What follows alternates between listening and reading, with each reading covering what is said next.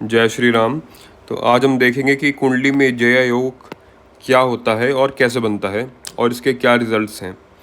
तो जया योग कुंडली में एक काफ़ी अच्छा योग है अगर बने तो। इस कुंडली से जो व्यक्ति होता है वो काफ़ी वेल्दी, पावरफुल, इन्फ्लुएंशियल और सोसाइटी में काफ़ी रिस्पेक्टेड होता है। अब ये योग बनने के लिए कुंडली में दो कंडीशंस मीट होनी चाहिए।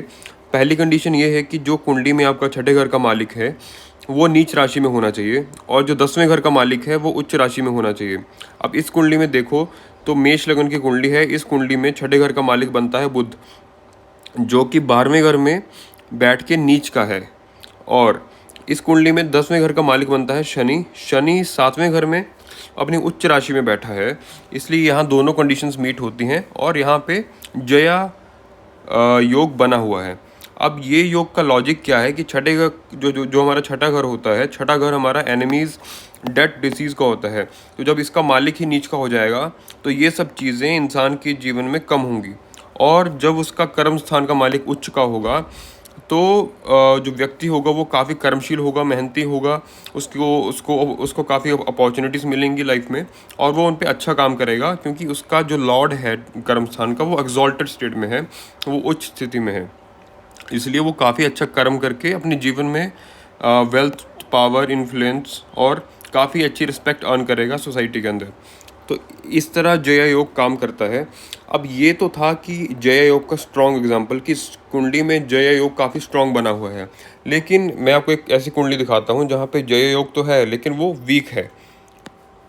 अब देखिए इस कुंडली में पहली कंडीशन कि छठे घर का मालिक नीच होना चाहिए। तो छठे घर का मालिक जो कि मेष राशि है, मेष राशि का मालिक बनता है मंगल। मंगल कर्क में नीच का होता है, वो नीच का हो गया, एक कंडीशन मीट हो गई।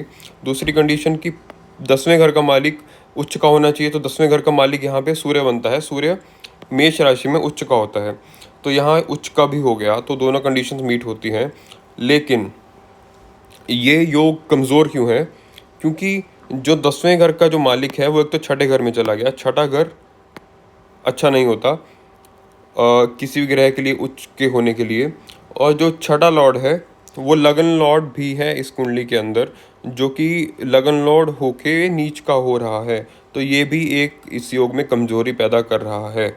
और जो चंद्रमा है और जो शनि, जो चंद्रमा और मंगल हैं वो दोनों शनि से पीड़ित हैं। शनि एक पापी ग्रह है, तो शनि पापी ग्रह होके चंद्रमा और मंगल को दोनों को पीड़ित कर रहा है, जो अगेन इस कुंडली के जय योग की जो शक्ति है उसे कम कर रहा है।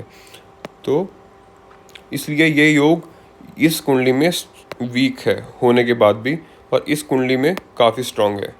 तो इस तरह से जय योग काम करता है और ऐसे बनता है। आई होप आपको समझ आया होगा। Thank you.